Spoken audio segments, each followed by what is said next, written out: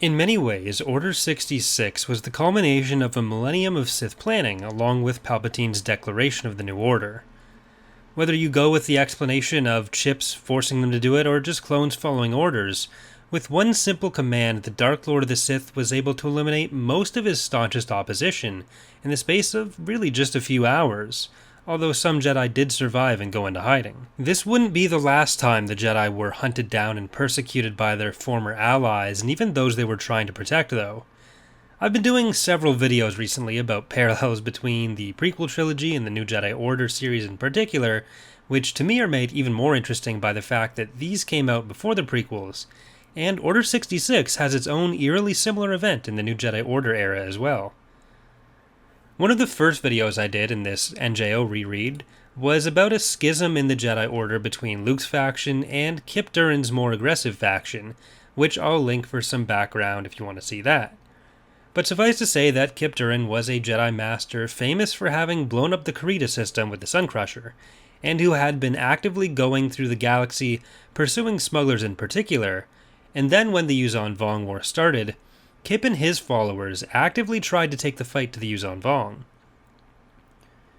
Because of their actions, the Jedi had lost a lot of popularity among the general population of the galaxy, though some people really did still look up to them.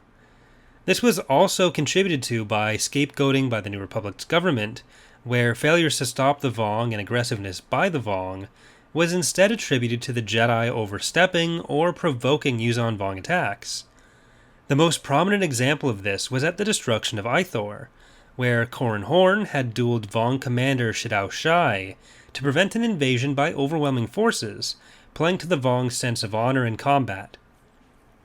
Corran Horn actually won the duel, but the Vong still invaded and effectively destroyed the sacred surface of the planet. The New Republic's government attempted to play this off not as the failure of the New Republic's military to take the Vong threat seriously, which was probably the more accurate way to see it, but instead framed it as the Jedi overstepping and taking the fate of Ithor into their own hands, deciding they were essentially the arbiters of the galaxy. In response, Corran Horn stepped back from the Jedi Order to shield them from the scorn directed at Corran Horn by citizens across the New Republic, who had hoped to achieve peace with the Vong and thought that by kind of putting the Jedi out of the way, this would be more popular. With the Yuuzhan Vong advancing quickly throughout the galaxy, though, the Jedi were the only group able to consistently thwart some of their plans, despite being very few in number. Many in the galaxy hoped that the Vong would be satisfied with the slices of space that they had already conquered, or even formed collaborationist organizations like the Peace Brigade, in the hopes that by cooperating, they'd be left alone and alive, or even rewarded within the new galactic order that was going to be coming under the Yuuzhan Vong. Even the Hutts had a similar outlook, before realizing there could be no cooperation with the Vong, only delayed enslavement and destruction. The tension between the Vong and the Jedi and the galaxy at large came to a head with the fall of Duro, a planet on the fringes of the core worlds, and which had become a base of refugee resettlement projects as refugees fled into the core from the outer and mid-rims in the wake of the Yuuzhan Vong's conquests. I did another recent video on this, so I'll link that in the top in one of those little card things as well.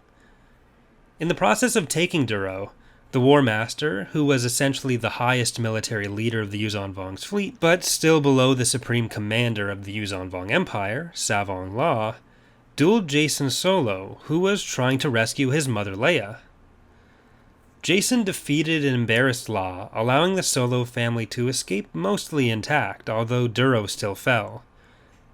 Having been defeated by this young Jedi and knowing the Jedi were the greatest threats to their so far successful conquest of the galaxy, the War Master offered the galaxy a deal, quote,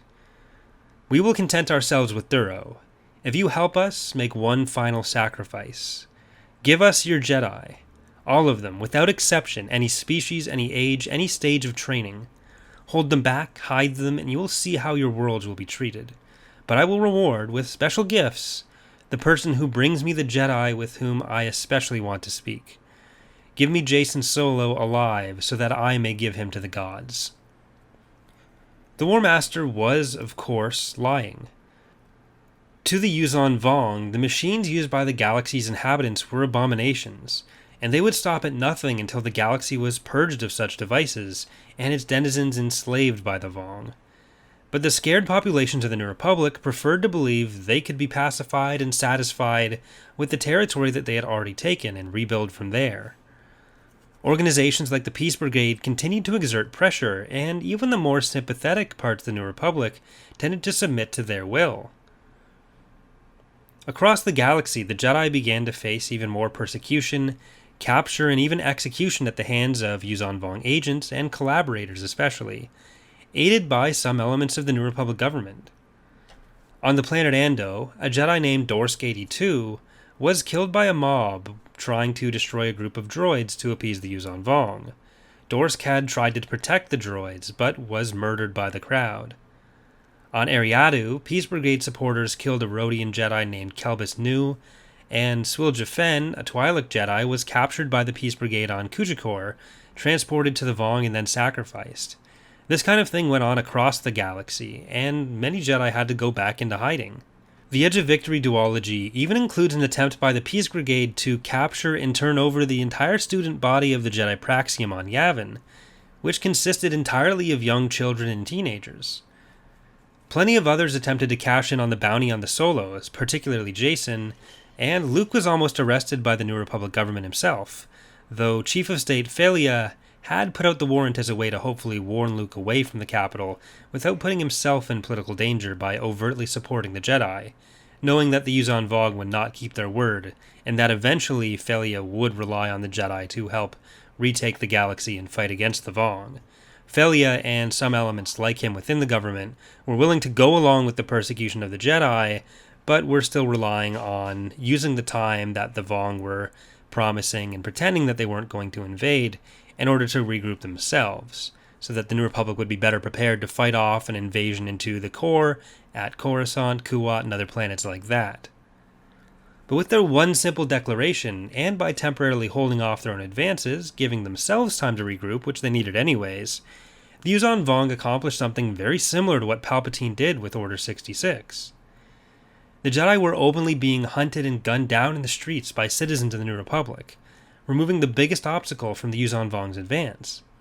Meanwhile, they themselves began working on one of the most dangerous tools in their crusade to eliminate the Jedi, the Voxin, a mutated version of the Vornskers of Merkier, a vicious wolf-like animal which hunted using the Force, and which we'll probably do a different video about once I finish reading Star by Star again, which is the book the Voxin are introduced in. In order to counteract this move by the Yuuzhan Vong and to shelter Jedi from this persecution, Luke would put into motion a galaxy-wide subterfuge network to provide intel on the Vong and provide safety to the Jedi and their allies, set up with the help of individuals like Han and Leia, the smuggler bosses Talon Karrde, and Booster Tarek, the Great River. That's another broader topic that warrants its own video, so I hope you've enjoyed this one on the parallels between Savong Law's declaration and the execution of Order 66.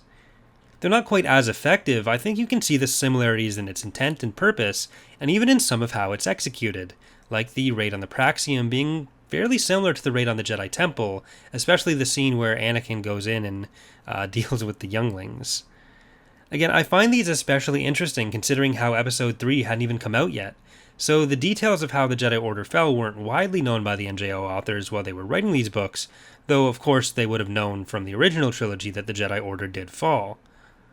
Either way, let me know what you think in the comments. If there's a topic you'd like to see me cover in between all of my obsessing about the NJO and RPG sourcebooks, let me know in the comments as well. If you have enjoyed, consider leaving a like or subscribing for more. I've made other Star Wars videos that you can watch already.